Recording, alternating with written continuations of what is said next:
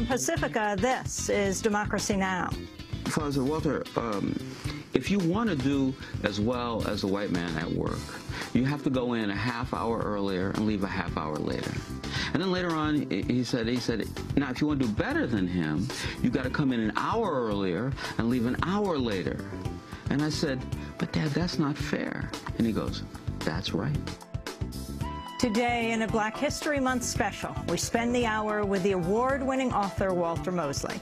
He's published over 36 books. His honors include an O. Henry, a Grammy, and a PEN America Life Achievement Award. His most recent novel is All I Did Was Kill My Man. Mosley's been hailed for his use of the popular detective novel as a vehicle for confronting racism across multiple decades. His latest work of nonfiction, 12 Steps Toward Political Revelation. Walter Mosley for the hour. All that and more coming up. Welcome to Democracy Now!, democracynow.org, The War and Peace Report. I'm Amy Goodman. A suicide car bomber has killed at least 9 people in an attack on a military airport in eastern Afghanistan. The Taliban claim responsibility for the attack, saying it was revenge for the recent Quran burning at a NATO base. Violent protests have shaken Afghanistan for the past week over the Quran burnings and have complicated U.S. plans to draw down troops. Thousands of Afghans have taken to the streets, and at least 30 people have been killed in the protests in recent days. On Sunday, 6 U.S. forces were injured in northern Afghanistan when a demonstrator threw a grenade at a U.S. base.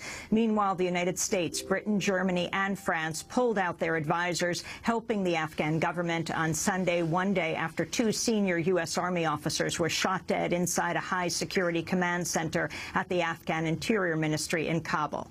In campaign news, Republican presidential hopeful Rick Santorum criticized President Obama Sunday for apologizing to the Afghan people for the Quran burning. There was no act that needed an apology. It was an inadvertent act, and it should have been left at that. And I think the response needs to be apologized for by Karzai and the Afghan people of attacking and killing our men and women in uniform and overreacting to this inadvertent mistake. That is the real crime here, not what our soldiers did. Is there a bigger question? The Associated Press has revealed millions of dollars in White House money has helped pay for the New York Police Department programs that have put entire Muslim neighborhoods under surveillance across the Northeast. The money is part of a little-known grant intended to help law enforcement fight drug crimes. Since the September 11th attacks, the Bush and Obama administrations have provided $135 million to the New York and New Jersey region through the High-Intensity Drug Trafficking Area program. Some of that money has paid for the cars that plainclothes NYPD officers use to conduct surveillance in Muslim neighborhoods. It also paid for computers that store information about Muslim college students, mosque sermons, and social events. The White House has refused to say if it endorses the New York police spy campaign. At least 59 civilians and soldiers were reportedly killed Sunday in Syria while voters went to the polls to approve a new constitution proposed by President Bashar al-Assad that could keep him in power until 2028. Syrian artillery continuing to pummel rebel-held areas of Homs. The International Committee of the Red Cross is attempting to secure a pause in the fighting to allow the wounded to be evacuated and desperately needed aid to be delivered. International leaders remain divided over how to deal with the Syrian crisis. On Friday, Saudi Arabia backed the idea of arming the anti-Assad rebels, a proposal strongly opposed by Russia. President Obama talked about Syria Friday. And we are going to continue to keep the pressure up and look for every tool available to prevent the slaughter of innocents in Syria. And this is an area where I think the Prime Minister and I deeply agree.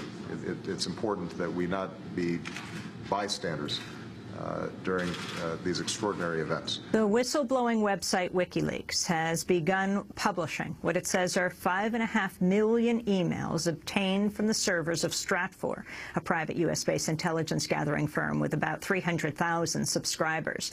The emails were reportedly obtained by the hackers Anonymous. The Israeli newspaper Haaretz reports some of the leaked emails suggest Israel may have sent commandos into Iran, perhaps with the assistance of Kurdish fighters or Iranian Jews, to carry out operations to destroy Iranian nuclear installations. In a front-page article published Saturday, the New York Times reports U.S. intelligence analysts continue to believe that there is no hard evidence that Iran has decided to build a nuclear bomb. According to the article, recent assessments by U.S. spy agencies are broadly consistent with a 2007 intelligence finding that concluded Iran had abandoned its nuclear weapons program years earlier. In related news, Israel signed a $1.6 billion arms deal with Azerbaijan. The deal includes the sale of drones as well as anti-aircraft and missile defense systems for the former Soviet state, which borders Iran. Yemen's new president, Abdurabu Mansour Hadi, has been sworn into office, taking power from Ali Abdullah Saleh, who ruled Yemen for 33 years. Hadi, who was Saleh's vice president, took office after elections last week in which he was the sole candidate. Saleh returned to Yemen for the handover ceremony. Hadi is expected to be a close ally of the United States. On Saturday, he vowed to continue battling al-Qaeda.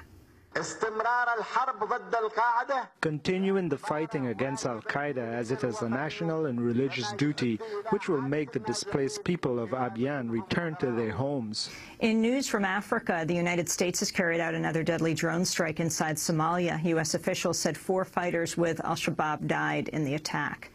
An Egyptian court Sunday adjourned the trial of pro-democracy activists accused of illegally receiving funds from abroad. 16 U.S. citizens are among 43 defendants targeted in a judicial probe of illegal funding of civil society groups that has strained ties between Egypt and Washington. Many of the Americans work for 3 groups that receive government funding: the International Republican Institute, the National Democratic Institute, and Freedom House. Egypt's IRI office is headed by Sam LaHood, son of Transportation Secretary Ray LaHood. The IRI and NDI have long been accused of meddling in foreign affairs. A prominent Palestinian youth activist named Fadi Quran was arrested and detained by Israeli authorities Friday while demonstrating in Hebron, West Bank. Video posted online shows Israeli soldiers violently grabbing Quran and then smashing his head into the bumper of a van. Quran is a U.S. citizen who graduated from Stanford. Time magazine recently profiled Quran, describing him as a key leader of a new nonviolent youth movement in the occupied territories. The Wall Street Journal reports the National Security Agency is seeking the power to monitor computer networks domestically in order to block or preempt cyber attacks. Under the proposal, the NSA would be able to scan for cyber threats but not monitor the content of communications. The proposal has touched off a debate in the Obama administration due to concerns about privacy and civil liberties. Under the law, the NSA cannot intercept domestic communications without a warrant.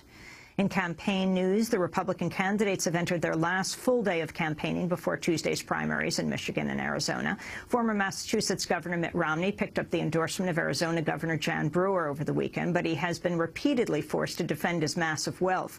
He's been widely criticized for a comment he made in Detroit Friday about his fleet of cars, including his wife's Cadillacs. I like the fact that most of the cars I see are Detroit-made automobiles. I drive a Mustang and a Chevy pickup truck. Ann drives a couple of Cadillacs, actually.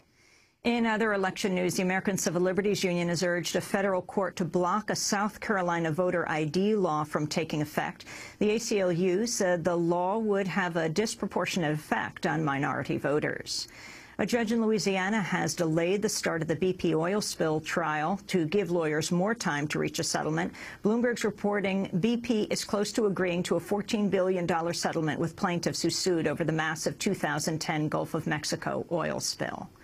Actions are planned across the country today for a day of protest dubbed Occupy Our Food Supply. Organizers are seeking to, quote, end corporate exploitation of our food systems, create local, just, fair food solutions, and resist corporate control of our food supply, they say. 18 students at the University of Virginia have entered their 9th day of a hunger strike calling for a living wage for the university's lowest-paid workers. The protest received a boost last week when University of Virginia football player Joseph Williams joined the living wage hunger strike. In labor news, the owner of a factory in Chicago has agreed to keep the plant open for 90 more days after workers locked themselves inside on Thursday. About 65 workers at the Goose Island plant occupied the plant after the firm Sirius Energy announced plans to close the plant and consolidate its operations. In 2008, some of the same workers were involved in a famous 6-day sit-in after Republic Windows and Doors gave workers just 3 days' notice before closing the factory. Spain's Supreme Court has cleared the prominent judge Baltasar Garzón of violating a 1977 amnesty law with his investigation of Franco-era crimes. Two right-wing groups had accused Garzón of overstepping his powers by trying to prosecute crimes committed between the 1936 and 75 years. Garzón had said crimes against humanity should not be subject to an amnesty. Earlier this month, he was suspended from the bench for 11 years after being found guilty of illegal phone tapping. Former South African President Nelson Mandela was hospitalized briefly this weekend due to what was described as long-standing abdominal pain. He was held for one night and released on Sunday.